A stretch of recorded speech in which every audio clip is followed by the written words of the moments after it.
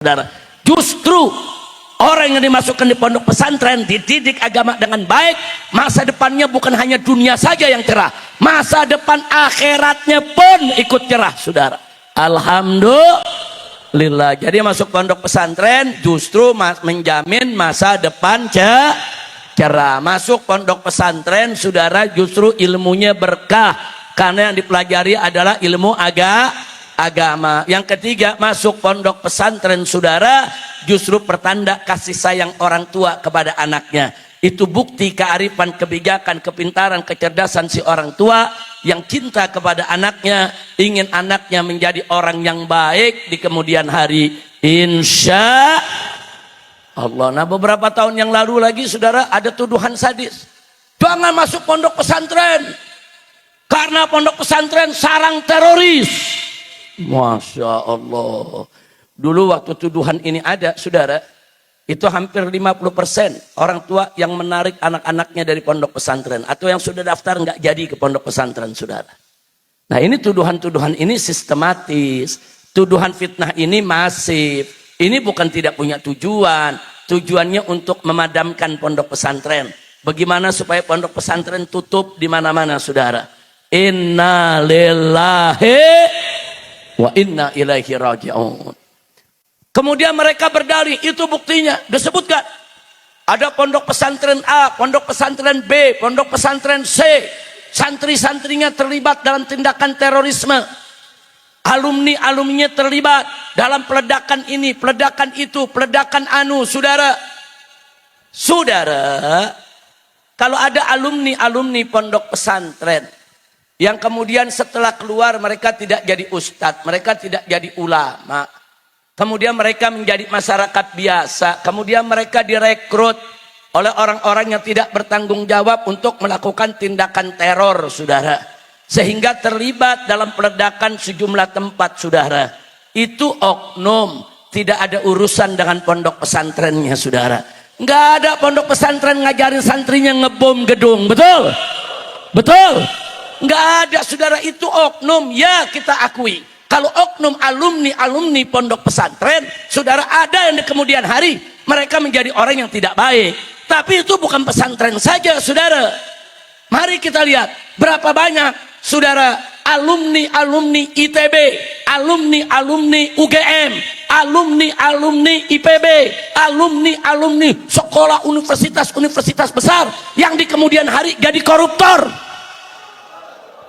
Nah, sekarang apa kita mau katakan? Oh, alumni UGM banyak jadi menteri, mereka banyak yang korupsi, saudara. Apa boleh kita katakan UGM itu sarang koruptor? Boleh tidak? Nggak boleh. Nggak boleh, itu kan oknum. Di antara alumni utusannya tergoda dunia, tergoda setan, jadi koruptor.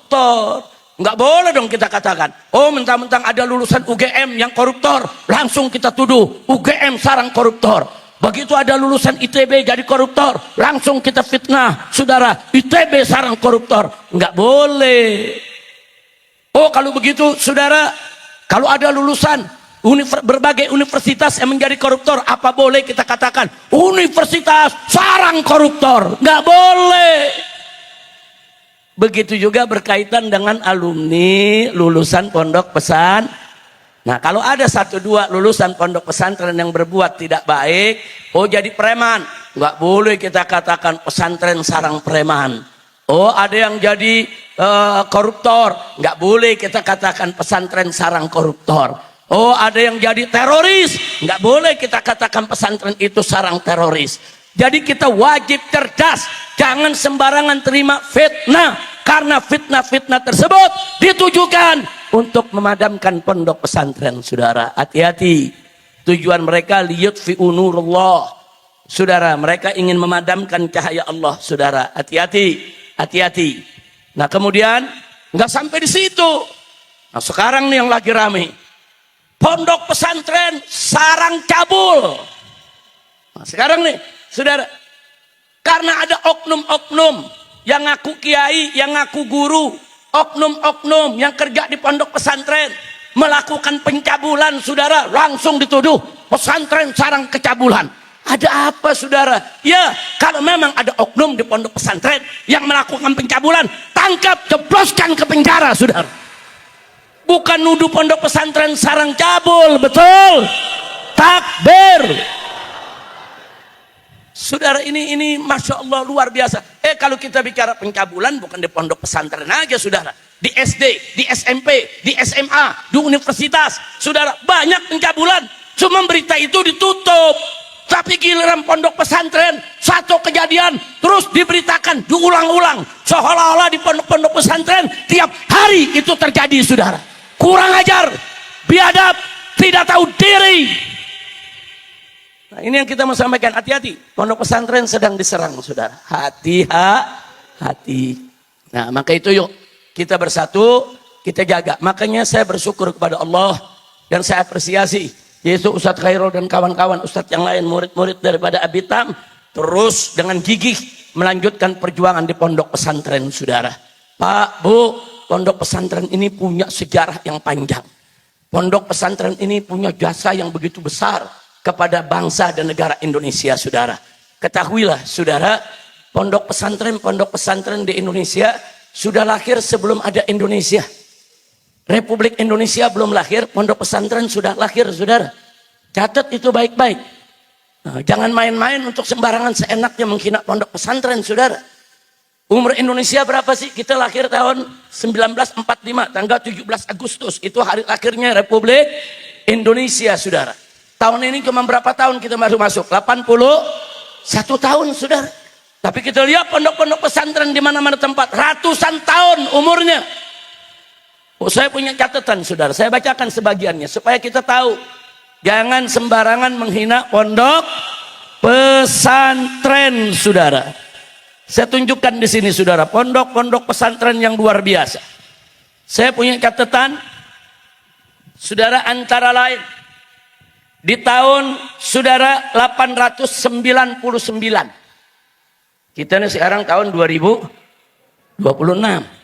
Di tahun 899 didirikan pondok pesantren Dayah Cotkala di Perlak saudara. Dan ini disebut sebagai pondok pesantren tertua di Nusantara. Umurnya 1126 tahun. Indonesia baru berapa umurnya? 81. Baru lahir kemarin saudara. Ini pondok pesantren sudah sangat tua. Baik, terus di tahun 1475 didirikan pondok pesantren tertua di Pulau Jawa yang usianya sudah 551 tahun, yaitu pondok pesantren Al-Kahfi Somalangu di Kebumen, Jawa Tengah saudara. Sampai hari ini pondok pesantrennya masih ada. Sampai hari ini pondok pesantrennya masih beroperasi saudara. Nah, itu umurnya udah 551 tahun. Kemudian kita lanjutkan tahun 1609. Ada pondok pesantren Luhur Dondong di Semarang. Usianya saat ini 417 tahun. Didirikan oleh Kiai Syafi'i Pijoronegoro, saudara. Salah satu komandan pasukan Sultan Agung ketika menyerbu Batavia, saudara. Nah, jadi kita bisa lihat bagaimana ketika itu ulama, pejuang, saudara, ulama sekaligus pejuang, mujahid, saudara. Dan ini menjadi komandan pasukannya Sultan Agung, ikut mendirikan pondok pesantren. Kemudian kita lihat lagi saudara, tahun 1702 ada lagi didirikan pondok pesantren Nazhatul Tullab di Sampang, Madura. Umurnya sudah 324 tahun saudara. Terus berikutnya lagi tahun 1705 didirikan pondok pesantren Babakan Ciwaringin, Cirebon saudara, yang usianya sampai saat ini sudah 321 tahun. Masih ada sampai saat ini, pondok pesantrennya masih ada saudara. Nah, kemudian kita lihat lagi saudara, tahun 1710 didirikan pondok pesantren Mojosari Nganjuk di Jatim saudara. Pendirinya Kiai Haji Ali Imran asal Bojonegoro. Usia pondok pesantren ini sudah 316 tahun. Nah, kemudian tahun 1710 ada lagi pondok pesantren Cangaan, Bangil, Pasuruan. umurnya sudah 316 tahun. Ia didirikan oleh Syekh Jalaluddin alias Mbah Lowo Ijo, saudara. Lalu tahun 1742 didirikan Pondok Pesantren Tegalsari Ponorogo Jatim yang usianya sudah 284 tahun, didirikan oleh Kiai Ageng Muhammad Besari. Ini merupakan cikal bakal lahirnya pondok modern Darussalam Gontor, saudara. Nggak sampai di situ, tahun 1718 saudara dirintis, yang kemudian dilanjutkan pada tahun 1745 didirikan Pondok Pesantren Sidogiri di Pasuruan, saudara. Jadi kalau dari usia perintisan sudah 308 tahun, kalau usia pendirian sudah 281 tahun, saudara. Nah, jadi kita lihat di sini, masya Allah, tabarakallah, ini usia-usia pondok pesantren di Indonesia, saudara. Nah, kemudian masih ada lagi, kita tambahkan sedikit, saudara, yaitu yang 1750 Pondok Pesantren Buntet di Cirebon, saudara. Umurnya sudah 276 tahun. Ini baru 10 yang saya sebutkan.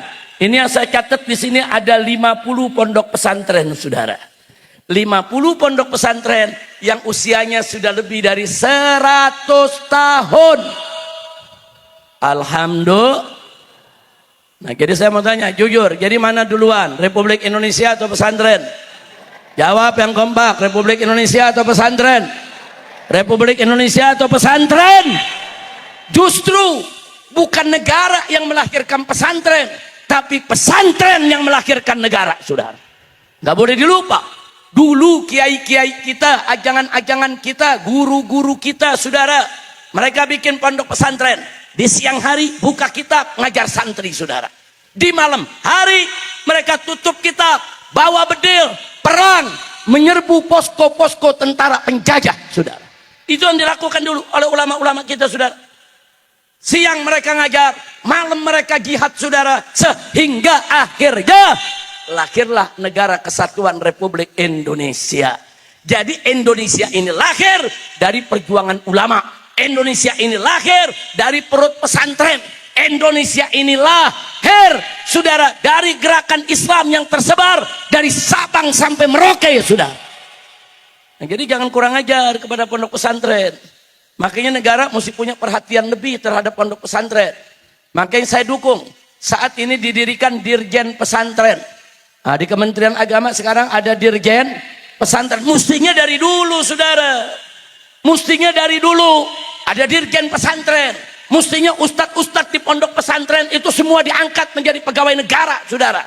Harus digaji oleh negara, saudara. Mestinya begitu. Itu mereka pejuang-pejuang yang melahirkan republik ini. Jangan justru pondok pesantren dicurigai, difitnah, dikatakan macam-macam, saudara. Inna lillahi wa inna ilaihi raji'un. Maka itu yuk, tradisi kepesantrenan di Indonesia, mari kita jaga. Mari kita jaga. Nah, maka itu saya minta kepada pengurus pondok pesantren dimanapun Anda berada. Karena sekarang fitnah terhadap pondok pesantren besar, serangan kepada pondok pesantren sangat berbahaya, saudara. Maka itu jaga baik-baik, jaga. Jaga perilaku pegawainya, jaga perilaku ustadznya, jaga perilaku santrinya, jaga. Jangan sampai ada sedikit pun kesalahan di dalam mengelola pondok pesantren. Karena sedikit saja salah, habis pondok pesantren dicaci maki, saudara. Nah, sekarang ini mari saya buktikan, saudara. Jangankan kesalahan, jangankan melakukan kesalahan, enggak salah aja disalah-salahin. Betul? Santri cium tangan sama kiai, biasa tidak? Wajar tidak? Oh, sekarang dikatakan apa? Itu penindasan, itu pengkultusan, itu nyembah-nyembah kiai, haram. Diserang pondok pesantren. Kemudian ada pondok pesantren yang nggak tanggung-tanggung, pondok pesantren Lileboyo, saudara. Siapa yang nggak tahu? Pondok pesantren besar, pondok pesantren bersejarah, pondok pesantren yang punya peran dalam kelahiran Nahdlatul Ulama, saudara. Pondok pesantren yang sangat disegani oleh kalangan Ahlus Sunnah wal Jamaah di Indonesia. Betul? Beberapa waktu yang lalu di pondok pesantren ada kerja bakti. Saya mau tanya, kerja bakti di pondok pesantren biasa tidak? Santri-santri bantu kiai ngebangun gedung pondok, saudara. Kebetulan saat itu waktu saatnya ngecor, saudara. Nah, ngecor di lantai sekian. Itu santri-santri berderet, saudara, main oper-operan ember berisi semen. Saya tanya, itu namanya kerja bakti bukan? Biasa tidak? Biasa, saudara. Tapi diberitakan oleh buzzer, saudara, di semua medsos. Ini bukti, ini filmnya. Lihat itu santri pada oper-operan ember. Ini penjajahan, ini penjajahan, ini penindasan, ini harus dibubarkan. Kurang ajar. Saya mau tanya para santri di pondok pesantren, biasa tidak kerja bakti? Saya mau tanya kepada santri, Anda kerja bakti merasa diperbudak tidak? Dijajah tidak? Ditindas tidak? Kok bisa saudara cium tangan kepada kiai dianggap saudara pengkul?